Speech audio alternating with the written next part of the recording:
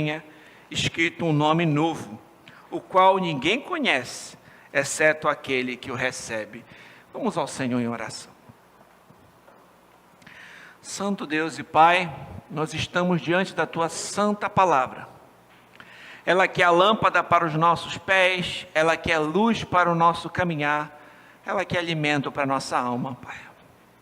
Pai, eu reconheço que sem Ti eu nada posso fazer, Pai. E eu te peço, usa-me como instrumento para expor com fidelidade a Tua palavra, a Tua igreja que aqui se reúne.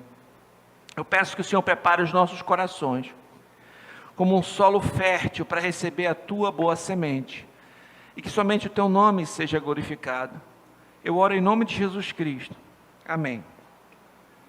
Nós vamos considerar este texto que foi lido agora em 3 pontos. A saber, em primeiro lugar, o elogio. Em segundo lugar, a crítica. E terceiro, a exortação. Elogio, a crítica e a exortação. O Senhor vai apresentar o ponto forte dessa igreja, o ponto fraco e o que ela deveria fazer diante disso. O Senhor então conclui com uma promessa. E nós vamos então considerar o primeiro ponto, o elogio. A palavra de Deus diz assim: ao anjo da igreja em Pérgamo. A cidade de Pérgamo ficava a cerca de 100 quilômetros ao norte de Esmirna, da cidade que nós vimos na semana passada.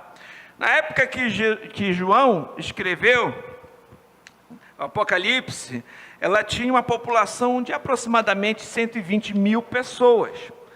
Pérgamo era uma cidade muito famosa pela sua arquitetura. Tinham belos prédios lá, edifícios, só que, infelizmente, eles foram dedicados a vários deuses e deusas pagãos. Nós vamos considerar mais para frente um pouquinho mais sobre o contexto de Pérgamo. O texto prossegue dizendo: estas coisas diz aquele que tem a espada afiada de 2 gumes. É notável que quando falamos a respeito da igreja de Esmirna na semana passada, o Senhor se apresentou como o primeiro e o último, aquele que esteve morto e voltou a viver. Porque vimos que diante do contexto daquela igreja, eles eram irmãos que enfrentavam perseguições, enfrentavam tribulações e precisavam perseverar firmes até o fim. Nós vimos que na igreja de Esmirna não tem nenhuma crítica. E o Senhor se apresenta como esse que esteve morto e voltou a viver, dando então esperança para aqueles que estavam na iminência de perder a sua vida por amor a Cristo. Ele se apresentou dessa forma. Mas agora, diante da igreja de Pérgamo, ele se apresenta como aquele que tem a espada afiada de 2 gumes. Em outras palavras, Cristo é aquele que tem a palavra de juízo. Nós vamos observar que a igreja de Pérgamo acabou sendo contaminada pelo mundanismo. Por isso, o título da mensagem de hoje vai ser o perigo do mundanismo na igreja. O texto prossegue: conheço o lugar em que habitas, onde está o trono de Satanás. O Senhor conhece as circunstâncias que aqueles irmãos estavam, assim como Ele conhece o nosso contexto hoje. Ele sabe dos desafios que nós enfrentamos no nosso contexto brasileiro. Mas no caso de Pérgamo, Pérgamo era o centro religioso daquela província. Em Pérgamo você encontraria muitos templos para quase todo tipo de divindade. O mais famoso templo era o de Esculápio, que era o deus da cura, e ele era representado por uma serpente. Também havia lá um enorme altar a Zeus, e em Pérgamo foi dedicado o templo a Augusto de Roma. Posteriormente, Pérgamo se tornou o centro da adoração ao imperador. Então era uma cidade idólatra, uma cidade extremamente religiosa, mas que adorava falsos deuses, ídolos, prestava culto ao imperador, era o centro, na realidade, daquela adoração ao imperador. Em outras palavras, Pérgamo era um ambiente extremamente complicado e difícil para uma igreja cristã. Quase todas as religiões pagãs tinham santuários em Pérgamo. Como falamos, havia até um para o próprio imperador. E o Senhor, então, fala de Pérgamo como o lar onde está assentado, onde Satanás habita. Um teólogo chamado William Hendrickson comenta que a recusa em participar de certas festas, geralmente significava que o homem poderia perder o seu emprego, seu comércio, e ele seria considerado um excluído. Então você era pressionado a participar de certas atividades religiosas, pagãs em Pérgamo. Em Pérgamo também acontecia, como eu falei, o centro do culto ao imperador. E nós já vimos, por exemplo, na semana passada, quando eu falei sobre a morte de Policarpo de Esmirna, o que também pode levar às consequências de você não se prestar e adorar o imperador. A sua vida estava em risco, você era considerado ali um inimigo do Estado. E o Senhor prossegue dizendo: conservas o meu nome, não negaste a minha fé, ainda nos dias de Antipas, minha testemunha, meu fiel, o qual foi morto entre vós, onde Satanás habita. Então, aqui nós observamos o elogio do Senhor àquela igreja. Qual era o ponto positivo aqui? O Senhor elogia aquela igreja porque, mesmo diante das pressões sociais, eles não retrocederam, eles não abandonaram a Cristo, eles continuaram confessando Cristo como Senhor, não negaram a sua fé diante das perseguições. Isso é muito bom. E aqui é citado o nome de um irmão daquela igreja. Alguns teólogos entendem que seria um pastor daquela igreja, que era chamado de Antipas. De qualquer forma, Antipas era um membro da igreja de Pérgamo. E esse homem honrou o Senhor até a morte. Ele foi um mártir.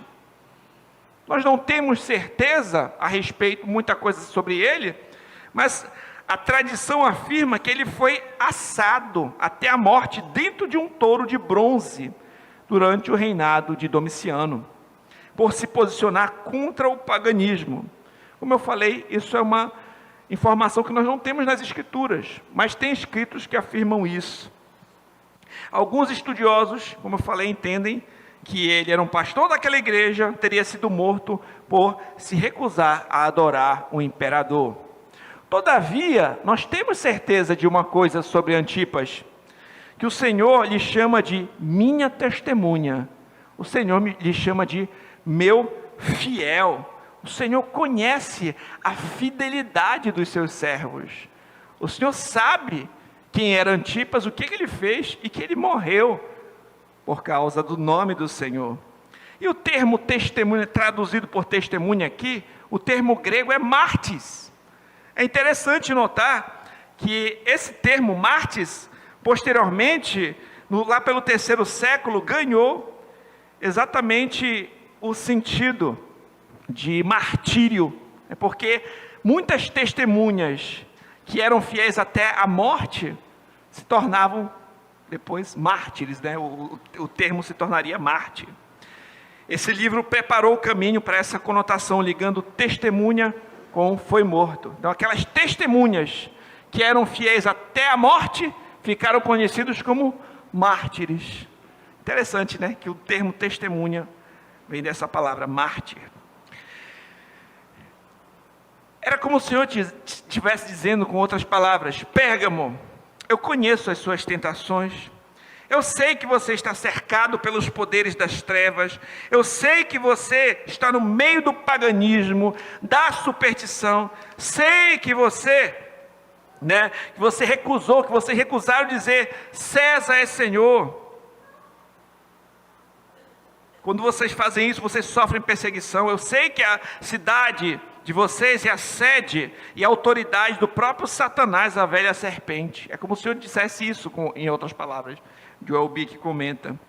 E aqui, a gente para refletir uma coisa. O Senhor não manda eles irem embora daquela cidade, mesmo sendo uma cidade influenciada pelo maligno. Em outra parte, na oração sacerdotal do nosso Senhor Jesus Cristo, Ele ora da seguinte forma: eu não peço que os tires do mundo, mas que os livres do mal. Nós vivemos em meio a um mundo que muitas vezes é hostil ao Senhor,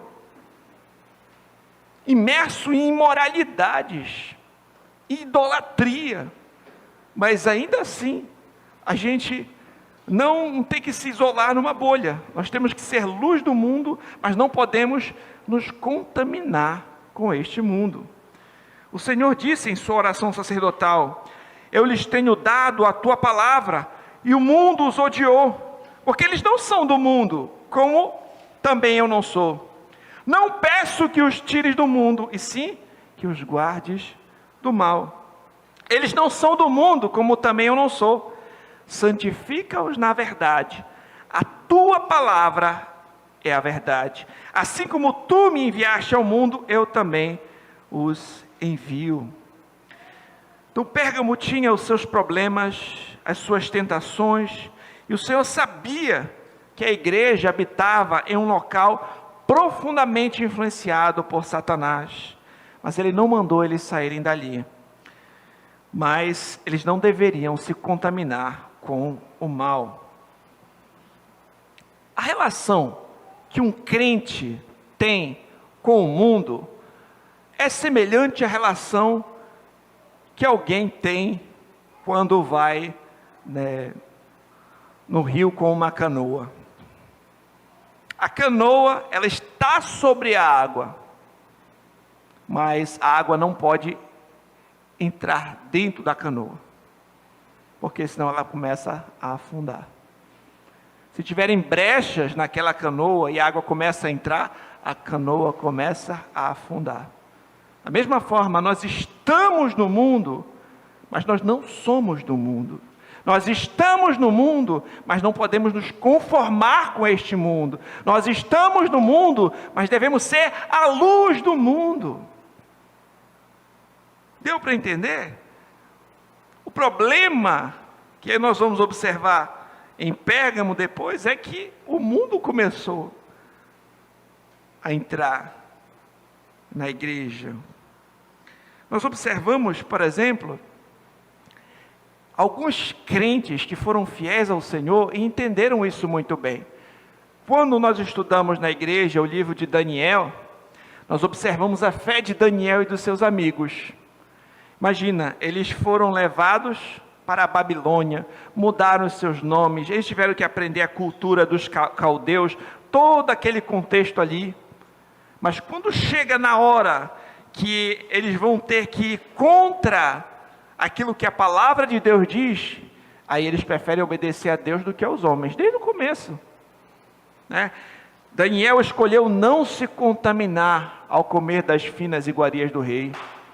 Depois nós vamos observar Sadraque, Mesaque e Abednego, diante da estátua erigida pelo rei Nabucodonosor. Eles escolhem ficar de pé, mesmo que isso viesse a custar a sua própria vida. E depois Daniel trabalhou ali na Babilônia, aqueles homens estavam ali vivendo em meio àquela cultura. Daniel tinha uma patente alta ali, só que teve um momento que tramaram contra ele e fizeram uma lei em que não se podia orar por um determinado tempo, somente fazer petições ao imperador, ao rei, desculpe. E o que Daniel fez? Foi orar, como de costume. né? Então, e ele foi lançado da cova dos leões. Então, nós observamos que esses servos de Deus, eles estavam no mundo, mas eles não se conformaram com o mundo. Quando a situação envolve a sua fé, envolve obedecer a Deus ou obedecer aos homens, eles sempre obedeceram a Deus. Então a fé de Daniel e dos seus amigos serve também de exemplo. Assim como Antipas, que diante, de uma perseguição, confessou o Senhor e foi uma fiel testemunha, foi um mártir. Morreu por amor do Senhor e honrou a Cristo até os seus instantes finais. Eu pergunto a você, será que a nossa cultura hoje também não é marcada por imoralidade, por corrupção, por sensualidade, por libertinagem, por idolatria, por promiscuidade, por misticismo, por sincretismo religioso? Nós hoje, meus irmãos, aqui, nesse país, também temos as nossas tentações, as nossas pressões. O Senhor conhece, o Senhor sabe quais são. Nós temos também que permanecer fiéis, mesmo diante de um contexto imoral, de um contexto infiel, de um contexto permeado por idolatria. Nós também precisamos permanecer fiéis. O Senhor conhece a nossa situação e Ele é conosco. Assim como Antipas é chamado de minha testemunha, meu fiel, eu pergunto, será que nós também podemos ser chamados dessa forma? Será que nós somos fiéis também? Confessamos ao Senhor? Temos conservado o nome do Senhor? Temos proclamado o seu Evangelho?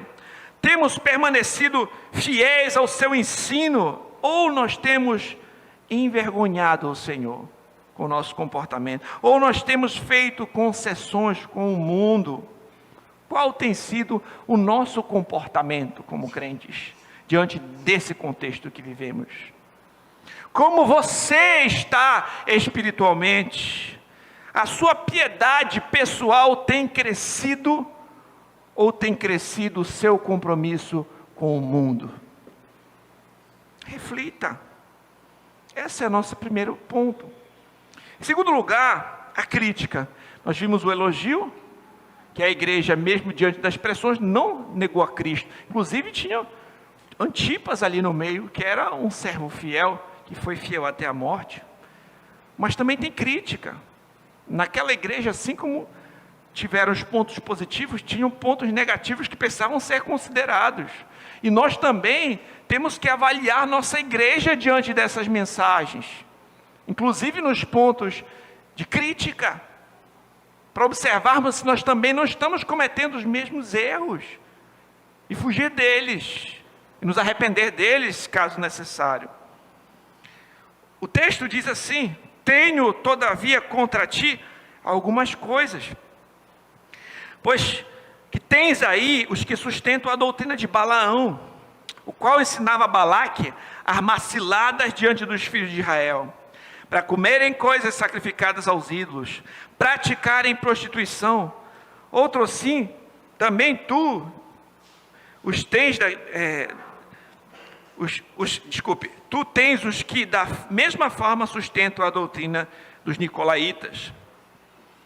Na cidade de Pérgamo, alguns cristãos começaram a comprometer a verdade e se adaptaram à cultura e ao mundo em que viviam. Isso se deu tanto no âmbito teológico quanto no âmbito moral. Como vimos, nós estamos no mundo, mas não podemos nos conformar com este mundo. Nessa alusão da canoa, Joel Bick, de uma forma interessante, falou o seguinte: a igreja em Pérgamo navegou por águas turbulentas, resistiu a muitas tempestades, mas por falta de diligência, seu casco foi perfurado, e ela estava começando a entrar na água. Ela enfrentou tempestades, ou seja, passou por perseguições, por sofrimento ali, mas não vigiou que tinha um buraco no casco, e por isso ela estava começando a afundar. Que a gente também vigie com a nossa igreja. Que a gente vigie com a nossa igreja. Ele diz, tenho porém contra ti algumas coisas, né? E o problema mencionado aqui, qual era? Havia dentro desta igreja grupos heréticos, que além de estarem comprometidos com o mundo, quando eu falo mundo, eu estou falando de um sistema que não leva em consideração a vontade de Deus, que busca satisfazer os seus desejos de acordo com a sua própria vontade, os seus próprios pensamentos, sem levar em conta o que Deus diz, suas próprias cobiças.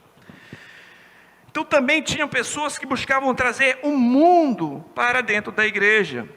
E os seus líderes tinham que tomar decisões fortes. Aquela igreja tinha que evitar esse tipo de coisa. A igreja estava tolerando falsos mestres em sua comunhão. Esse era o grande problema. Não há nenhum registro bíblico de Balaão aconselhando Balaque, como foi mencionado, mas em Números 25, do 1 ao 3, os israelitas, eles são descritos sucumbindo à imoralidade com mulheres pagãs e à idolatria na nação, na adoração a Baal. Mais adiante no mesmo livro, em 31:16, Moisés atribuiu a ação das mulheres moabitas ao conselho de Balaão. Grant Osborne comentou isso aqui. O que acontece? Balaão, ele era um profeta que era um mercenário, né? Ele ia ser pago para profetizar contra Israel, ele não conseguia profetizar contra Israel. E depois, aquela nação se corrompeu de uma outra forma, ele não conseguia amaldiçoar aquela nação. Mas aqui, nesse texto, nós entendemos, fica inferido que Balaão deu um outro caminho a Balaque para que Israel se desviasse. Não por meio de uma maldição proferida por ele ou algo assim, mas por meio da sedução de mulheres moabitas. Por meio de um outro caminho. Satanás tem as suas estratégias. Então, por meio da sedução daquelas mulheres, aqueles homens tiveram relações extraconjugais, depois foram levados à idolatria, ao pecado, né? E Balaão se torna aqui, então, aqui um exemplo de alguém que está desvirtuando o povo de Deus. Quando o texto diz que eles sustentam a doutrina de Balaão, qual ensinava Balaque a armar ciladas diante dos filhos de Israel. No contexto aqui de Apocalipse, é possível que aqueles hereges estivessem ensinando que não havia nada de errado em participar do culto ao imperador, que a maioria dos romanos já faziam isso mais com um dever cívico, né, do que de fato com uma adoração. Quem sabe eles começaram a dizer assim: olha, vai lá, não tem problema, é só você queimar esse incenso, fazer esse sacrifício aqui, todo mundo faz, é um costume da nossa cultura, não é? Então é algo que é para você ser um cidadão de bem, você tem que fazer. Você tem as suas reservas mentais? Guarde para si, faça isso, mas sem nenhum intuito religioso. Então esse tipo de coisa, a pessoa vai negociando a sua fé, vai deixando entrar, né, certos costumes. Então tinham pessoas, alguns naquela igreja, né, que já estavam sendo levados por ensinos falsos. Esses falsos mestres estavam conduzindo seus seguidores tanto para a idolatria quanto para a imoralidade. Então, alguns começaram a argumentar que alguém poderia frequentar tais festivais, partilhar de carnes oferecidas aos ídolos, talvez oferecer incenso aos ídolos pagãos, desde que mantivesse simplesmente um tipo de reserva mental, que um ídolo nada significa. Outros levavam essa linha de raciocínio ainda mais longe e diziam: como pode alguém condenar e vencer Satanás a menos que conheça plenamente? Então Então, esse tipo de sofisma, esse tipo de mensagem, eu citei o William Hendricks agora, esse tipo de mensagem estava começando a surgir ali, e é comparado com esse ensino de Balaão, que desvirtuava a igreja. E nesse ambiente pagão que Pérgamo estava, surgiu um grupo que defendia uma atitude liberal aos costumes, né? Até mesmo a participação de festas e templos que envolviam rituais que envolvia imoralidade sexual, né? Então, esse era o problema. Dentro da igreja tinham falsos mestres, dentro da igreja estava entrando o mundanismo, dentro da igreja tinham pessoas desvirtuando a verdade. E o Senhor continua dizendo: outrossim também tu tens os que da mesma forma sustentam a doutrina dos nicolaítas. A maneira como o texto se encontra aqui, dá a ideia que os nicolaítas seguem a doutrina de Balaão, ou seja, eles são esses que promovem liberalismo e práticas pagãs. Então, quando nós vimos a carta de Éfeso, por exemplo, a primeira igreja que nós consideramos aqui, nós vimos que a igreja de Éfeso não tolerou os nicolaítas. Vocês lembram?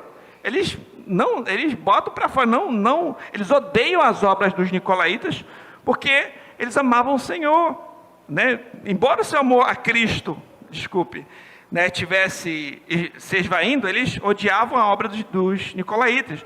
Mas em Pérgamo era o contrário. Eles estavam tolerando esses nicolaítas em nome do amor. Não, nós somos o povo do amor, então a gente tolera todo mundo. Não é bem assim. Tem uma intolerância que é justa, que é santa. Quando nós observamos, por exemplo, Tiago 4,4, a palavra de Deus nos diz assim: infiéis, não compreendeis que a amizade do mundo é inimiga de Deus? Aquele, pois, que quer ser amigo do mundo, constitui-se inimigo de Deus. Eu pergunto, será que nós, eu e vocês, também não acabamos cedendo para o mundanismo, dizendo coisas mais ou menos assim? Será que nós não estamos sendo muito radicais? Só um pouquinho, não tem problema. Todo mundo faz isso, é normal. Será que a gente não acaba fazendo concessões com o mundo, dizendo esse tipo de coisa? Todo mundo faz isso. Todo mundo cola na prova. Todo mundo faz isso. Todo mundo, e daí diante, vai falando. Todo mundo trai a esposa. Todo mundo faz isso. Todo mundo faz aquilo. Todo mundo usa isso, usa aquilo. E você pode acabar fazendo concessões com o mundo. Isso é perigoso. A Escritura diz: não vos conformeis com este século, mas transformai-vos pela renovação da vossa mente, para que experimenteis qual seja a boa, agradável e perfeita vontade de Deus.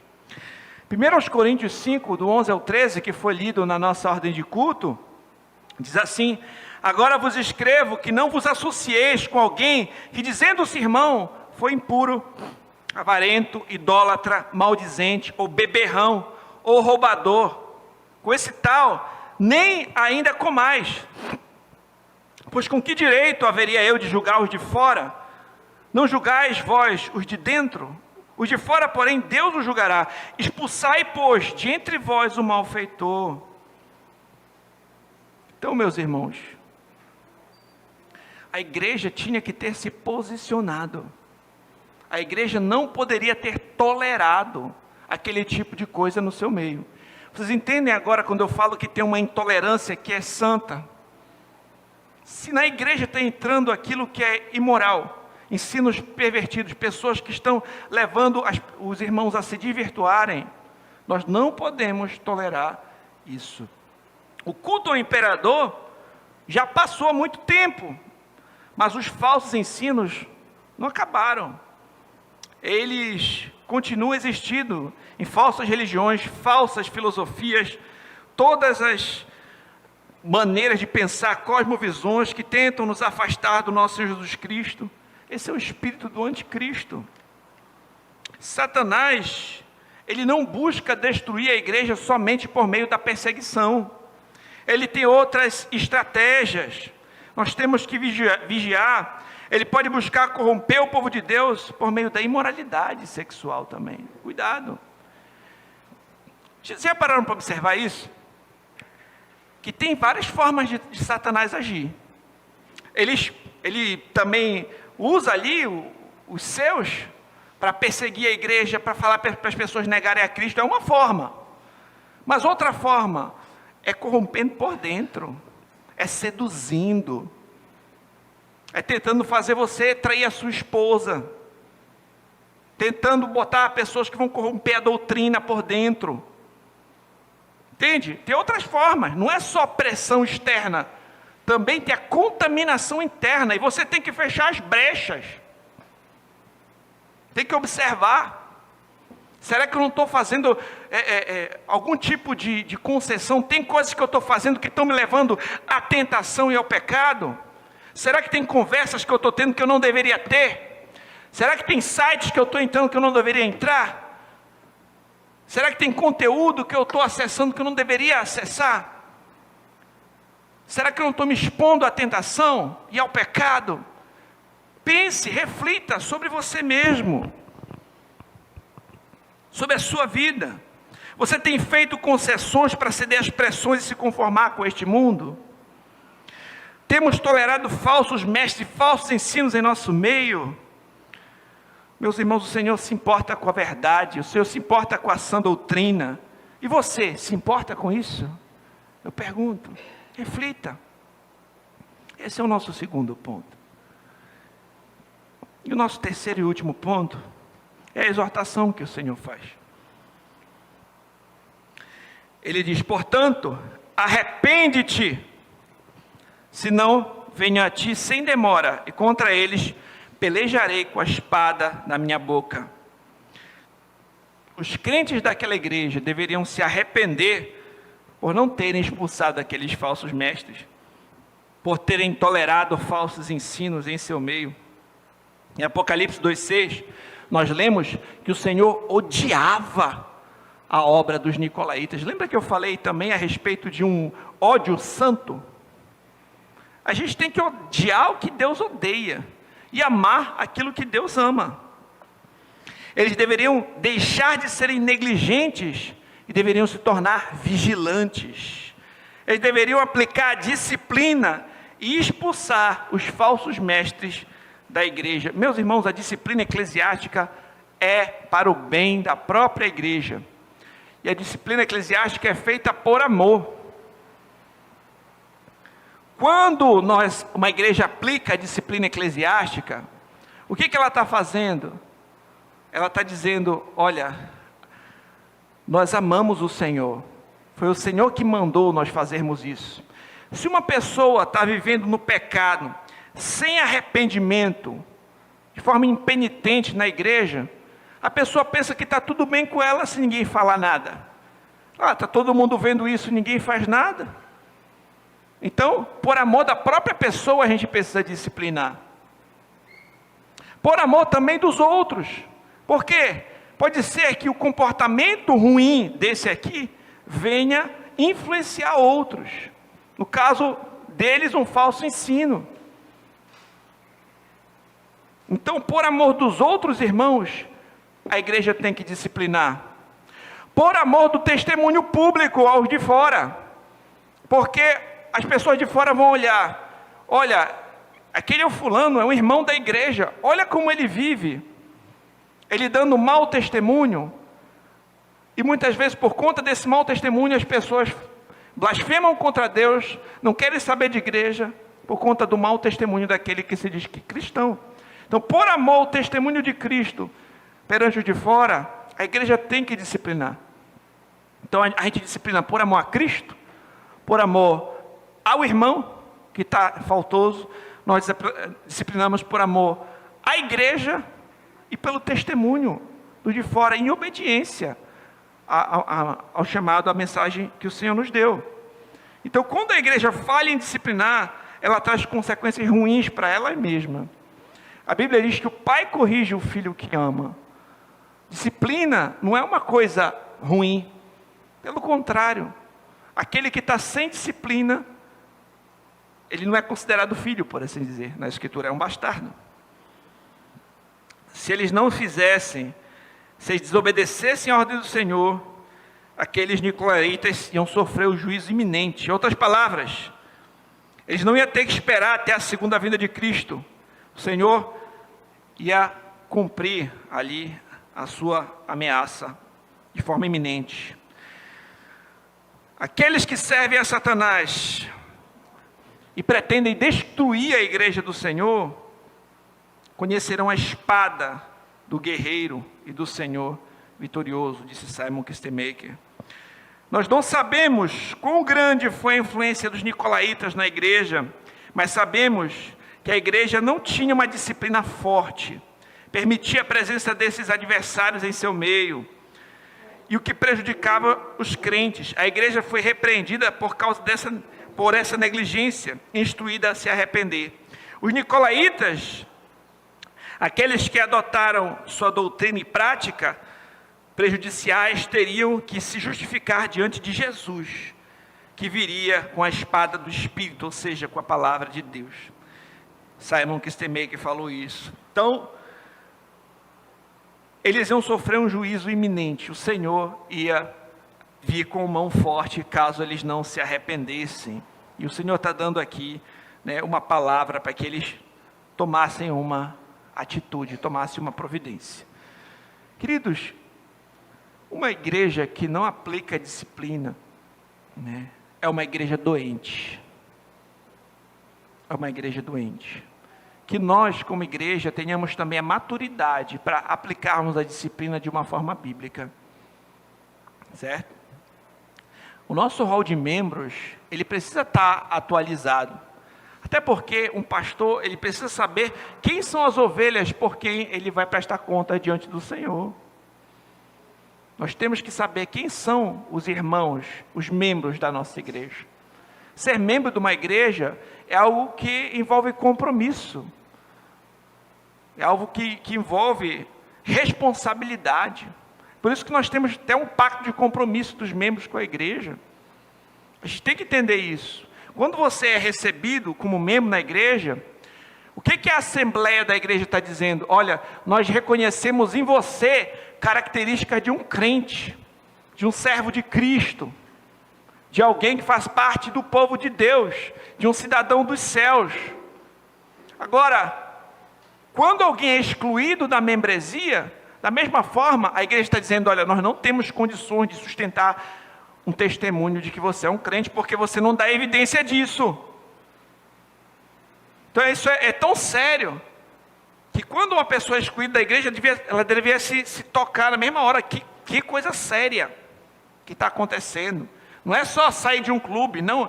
Aqueles irmãos, aquela assembleia não conseguem me identificar como um crente. Isso deveria acender um sinal vermelho para eu observar a mim mesmo, examinar meu caminho, né? Porque isso pode ser uma antecipação daquele juízo que já está chegando. Então é muito sério você tanto ingressar na membresia de uma igreja, quanto você ser excluído. E aquela igreja estava falhando nisso, certo? Quem tem ouvidos, ouça o que o Espírito diz às igrejas. Ao vencedor, dar-lhe-ei do maná escondido. Vocês lembram que no Antigo Testamento, o Senhor alimentou o povo de Israel com o maná, aquele pão que desceu do céu no deserto por 40 anos. Posteriormente, o Senhor instruiu Moisés a pegar o maná e guardar-se dentro da arca ali da aliança. Agora, quando a gente observa no Novo Testamento, é interessante que o Senhor chamou a si mesmo de pão da vida, o Senhor Jesus Cristo. Ele é superior àquele maná que os israelitas comeram no deserto. Então, no lugar também de participar daquelas comidas oferecidas a ídolos, promovidas pelos nicolaítas, no lugar de seguir a doutrina de Balaão, os crentes fiéis ao Senhor desfrutarão do pão da vida, do maná escondido, ou seja, desfrutarão de comunhão com Cristo. A nossa fonte espiritual é satisfeita, nossa fome espiritual é satisfeita, por Jesus Cristo. Ele é o pão da vida. Ele é a nossa recompensa. É estar com Cristo. Bem como lhe darei uma pedrinha branca, sobre essa pedrinha escrito um novo nome, o qual ninguém conhece, exceto aquele que o recebe. Na cultura judaica, pedras brancas eram utilizadas para algumas coisas. Por exemplo, elas serviam como uma espécie de entrada em um banquete. Era como se fosse considerada um bilhete de admissão naquela festa ali. Olha, você pode entrar no banquete com essa pedrinha branca aqui. Mas também pedras brancas eram utilizadas para uma sentença de absolvição. Então, o juiz vai absolver aquele réu, ele vai dar uma pedra branca. Vai condenar uma pedra preta. Uma pedra branca servia também para isso naquela cultura, né? É possível que nesse caso a pedra branca está relacionada à nossa recompensa celestial. A cor branca aqui pode remeter à justiça, à absolvição da condenação e o acesso à comunhão com Cristo e a participação das bodas do Cordeiro. Tem um teólogo chamado D.K. Beale que seguiu essa lógica e disse o seguinte: à luz do uso judaico de pedras como votos de absolvição, ou de pedras brancas como passe de admissão para ocasiões especiais, provavelmente se refere à inversão do veredito de culpado dado ao vencedor pelas instituições do mundo, por sua recusa em participar, que se torna ela mesma o passe do convite para tomar parte na ceia de Jesus, né? Então, assim como uma pedra branca servia para uma pessoa entrar numa festa, ou servia para mostrar que alguém foi absolvido, é possível que aqui, né, essa pedra branca remetesse a isso, a nosso ingresso nas bodas do Cordeiro, a nossa salvação, a nossa justificação, né, diante do juízo divino. É uma possibilidade, né? Esse é um texto que os teólogos têm um pouco de dificuldade, mas ele traz esse entendimento de comunhão com Cristo, de admissão, né, na festa, na ceia, nas bodas do Cordeiro. E também ele diz: escrito um novo nome, o qual ninguém conhece, exceto aquele que o recebe. Sobre esse novo nome, que está escrito na pedrinha, há duas possibilidades aqui. Em primeiro lugar, pode se referir ao novo nome que o crente recebe. É notável que Apocalipse 19:12, esses mesmos termos também são utilizados em referência ao Senhor Jesus Cristo. O texto diz assim: os seus olhos são chamas de fogo, na sua cabeça muito diademas, tem um novo nome escrito que ninguém conhece, senão Ele mesmo. Então tem uma referência aqui a um nome novo do Senhor Jesus Cristo. Isaías 62:2 diz assim: as nações verão a tua justiça e todos os reis a tua glória, e serás chamados por um nome novo, que a boca do Senhor designará. Então, essa primeira possibilidade desse novo nome seria, de fato, que na glória nós, os crentes, receberemos uma nova posição, uma nova santidade e, portanto, um novo nome. Uma possibilidade. E a segunda pode se referir ao novo nome do Senhor. Apocalipse 3:12 diz assim: ao vencedor falo-ei coluna no santuário do meu Deus, e daí jamais sairá. Presta atenção: gravarei também sobre ele o nome do meu Deus, o nome da cidade do meu Deus, a nova Jerusalém, que desce do céu, vinda da parte do meu Deus, e o meu novo nome. Então, nesse caso, se for essa a interpretação correta, esse nome do Senhor em nós seria uma demonstração de que nós pertencemos a Ele. E se esse for o caso, tem um contraste interessante que nós observamos no livro de Apocalipse, porque no livro de Apocalipse também fala que os descrentes receberão por parte do diabo uma marca na fronte e na mão, a marca da besta, enquanto os crentes receberão o nome de Cristo. E Apocalipse 14:1 diz assim: olhei, eis o Cordeiro em pé sobre o monte Sião, e com ele 144.000, presta atenção, tendo na fronte escrito o seu nome e o nome do seu pai, o nome do Cordeiro e o nome do seu pai. O teólogo William Hendrickson, ele tenta combinar as duas coisas. Ele diz o seguinte: não exageremos a diferença entre esses dois pontos de vista. Na primeira interpretação, o crente recebe um novo nome, isto é, uma nova revelação como Salvador, revelada num glorioso caráter transformado. Na segunda interpretação, Cristo revela seu novo nome ao crente, especialmente no porvir. Deveríamos perguntar, portanto, o novo nome de Cristo, que ele certamente recebeu, não implica o novo nome do crente, que de novo ele certamente receberá?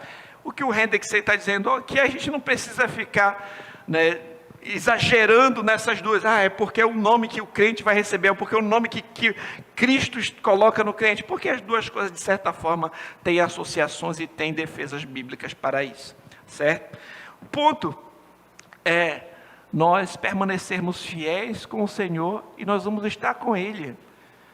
Nós vamos fazer parte daqueles que venceram, nós vamos ter comunhão com o Senhor, vamos desfrutar de um relacionamento pessoal íntimo com o Senhor e fazemos parte do seu povo e somos selados por Ele. Nós recebemos o seu nome e ao mesmo tempo ingressamos num novo relacionamento com Ele. Nesse ponto, meus irmãos, eu queria trazer uma reflexão. Nós devemos negar o banquete da imoralidade oferecido por ídolos dessa vida, para desfrutar do banquete especial com o Senhor no porvir. A disciplina eclesiástica é uma das marcas de uma igreja fiel e saudável. Nós, como igreja, devemos aplicar a disciplina com sabedoria e por amor. Eu conheço a história de um pastor, ele era muito conhecido, muito respeitado em uma determinada igreja local. E esse pastor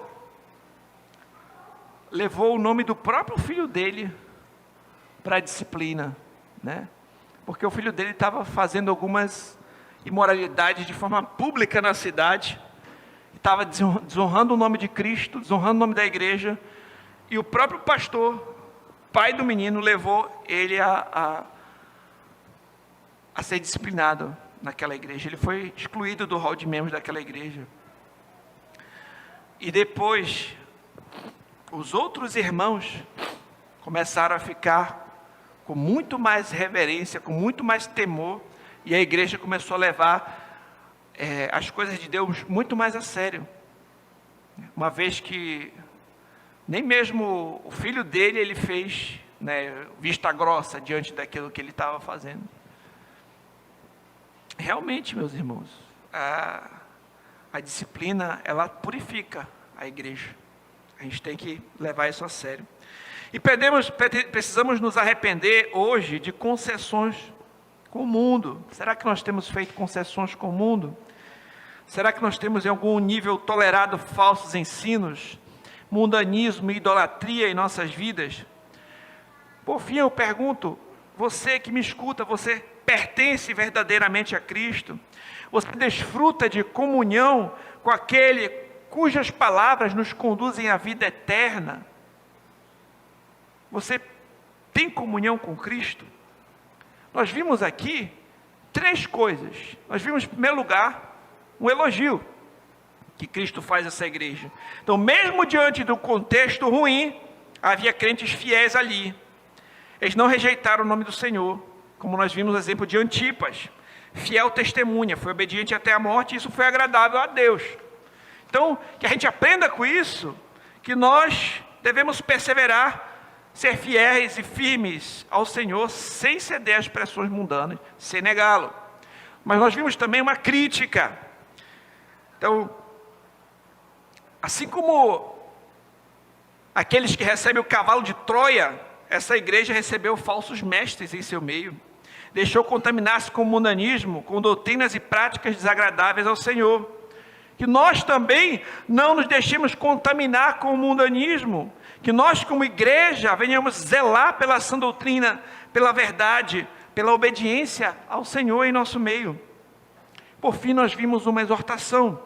Então, aquela igreja tinha que se arrepender dos seus pecados, aplicar a disciplina e excluir os falsos mestres. De outra forma, o Senhor diz que viria com juízo iminente em relação aos malfeitores.